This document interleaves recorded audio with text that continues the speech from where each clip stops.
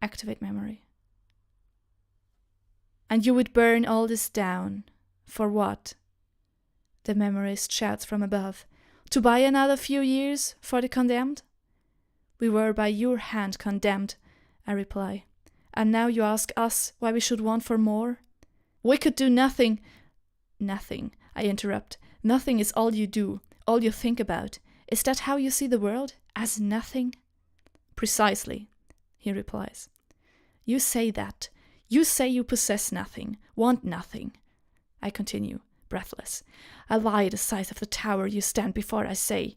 And of that tower I ask, to put this lie to test. Is that monster in stone and iron truly nothing?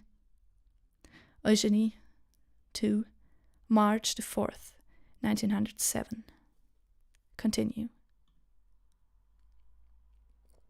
Descent to pendulum. Pendulum. Another memory. The black pendulum swings, a ripple of motion on calm waters, the city's breathing heart of weighted steel.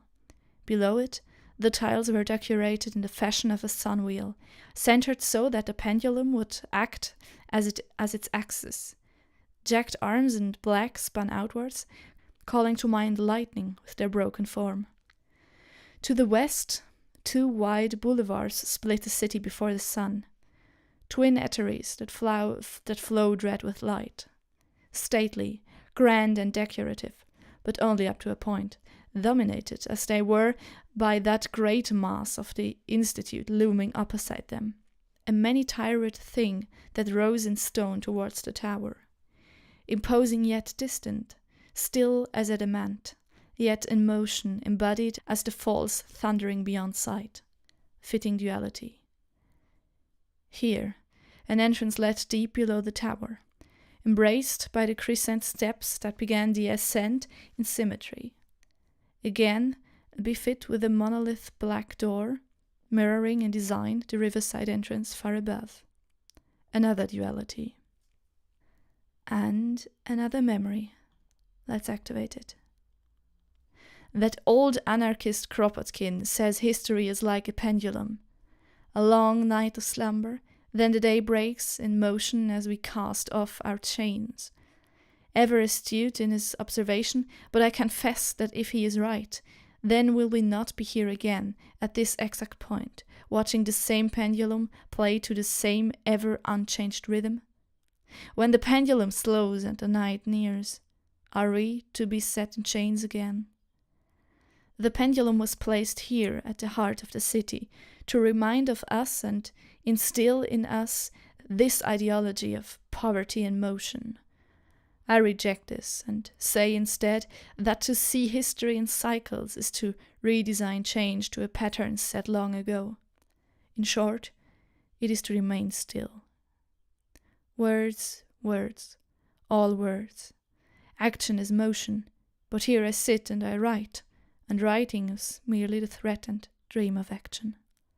Eugenie, 3, September the 12th, 1907. Continue.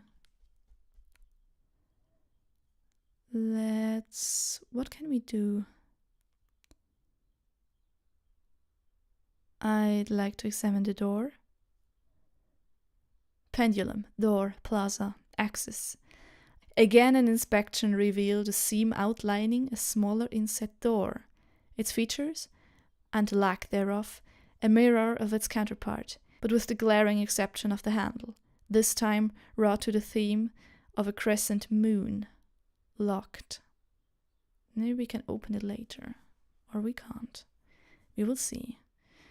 Westward to the Old Quarter intersection. An intersection of 3 streets marked the entrance of the Old Quarter. The old aqueduct lent its name to the district as it ran through here in a condition of painstaking, and yet, as the centuries passed, ever more Sisyphean repair. In its shadow rose a grand 8-story building, grand and built by that unmistakable hand of commerce that draws all form towards the sensual, but still, that ancient work of the aqueduct loomed over, unheeding. Enter Lacombe building. Entrance hallway. framed by ornate columns, the entrance opened up into a small reception area to be followed by a surprisingly narrow hallway. In a state of somewhat poor repair, the interior had the air of a place that saw constant low-level use, but little maintenance. Further down the hall lay entrances to the watchmaker's store and a place called itself Orihaus 27. Enter the watchmaker's store or enter Orihaus 27? First the watchmaker's store. The door opened with a vivid chime into a chample and dust-laden, though otherwise quite unremarkable, store. Faint evening light filtered through the thin curtains onto 2 sealed glass display cases that made up the store's entire visible stock. To the back of the store, a door leading to the watchmaker's workshop lies ajar. Examine this place or enter workshop. First examine this place. I leaned close over the displays, examining every detail until my breath cast a haze on the glass. Whatever these were, they were not watches, and seemingly did not, at least in any conventional sense, tell time. But what were they? Enter workshop.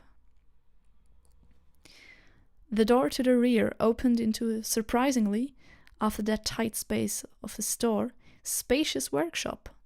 Light from the tall window composing the short end of the rectangular room glinted off tools of the trade, cluttering the desk below. It was here my eyes were drawn as I entered, and, having taken a few seconds to process the strangeness of it all, I then took in the thousands of individual sheets of paper lining the walls, scrawled with impossibly intricate diagrams that seemed to swim as if under intense heat. Atop the desk lay a strange key. Examine the sun key. A dangerous and seemingly ceremonial thing, its handle fashioned with a wreath of tiny iron spears. Hard to hold. Take it. I think I know where that goes. Okay, now Now I get it. These are the things I find. This is the sun key. I found the sun key. And I found this thing. That's the watch. Not the watch, the symbol of the snake. Okay, I get it. So now that we have the sun key, I'd like to test it on the sun gate. Let's see if I find my way back there. How did we get in here? I'd like to exit to the hallway and then return to the intersection and then to the plaza. We already had that one.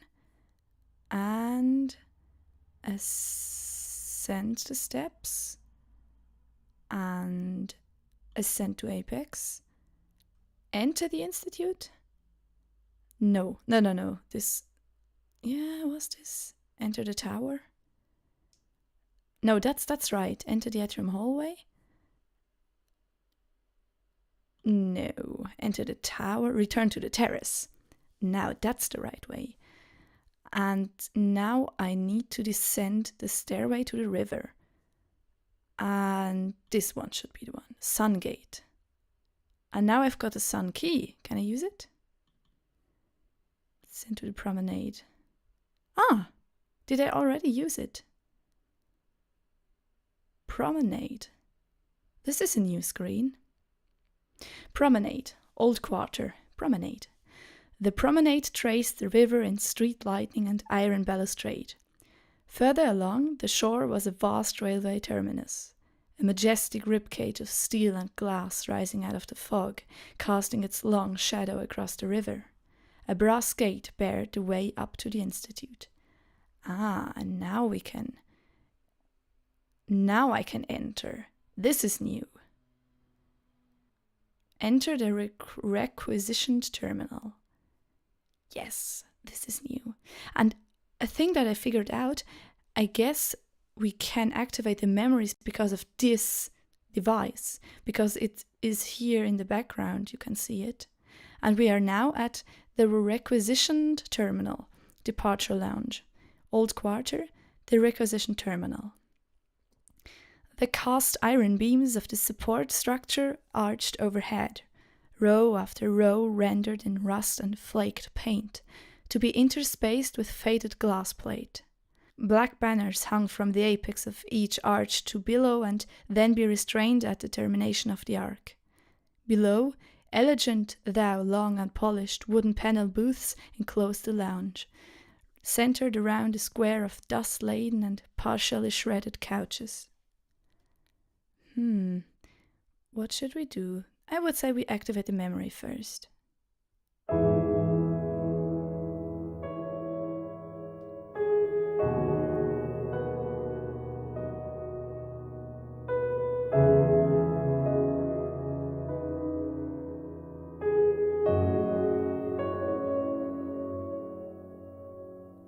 Our generation wasn't the one to build the railways, but we remember their struggle.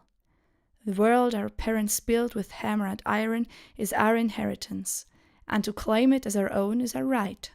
You view this place with the same shame you cast to us, and in disrepair and neglect you have kept it. We are, as it is, kin in blood and scorn, and to this end we lay claim to this monument. And a monument it is, a monument to a dalliance with that world outside your tower you can never forgive nor forget. Hand-copied pamphlet, signed Les Enfants de la Ruille, December 14th, 1907. I'd like to continue. Also, now that we are in this screen, the symbol looks different, more like a compass. Let's continue. In the departure lounge, I'd like to enter the administration booths. The administration booths had been repurposed as a set of small studio spaces. Paint of all colors stained the desks, though a strange abundance of red and black dominated the more careless marks. To the rear of the structure, an old and worn combination safe lay on the dust-laden and scratch-tarnished wooden floor. I'd like to examine the safe. An antique safe, likely a holdover from the structure's former occupation as an administrative office, though tarnished with a pattern of scratch and wear that suggested continued use. Can we change the numbers? Yes, we can. So we need to find a number with 4 characters for the safe. Okay, let's keep that in mind. And leave for now. And leave the booths, because there's nothing more to do. And return to the promenade. Now we are on the promenade again. We could also do these 2 things. Follow the street to the intersection, that's what we already did, or walk the promenade to Verona Square. Then let's go where we left. Let's enter the Lacombe building again and then take a look at La Rance 27. Yeah, this sounds interesting.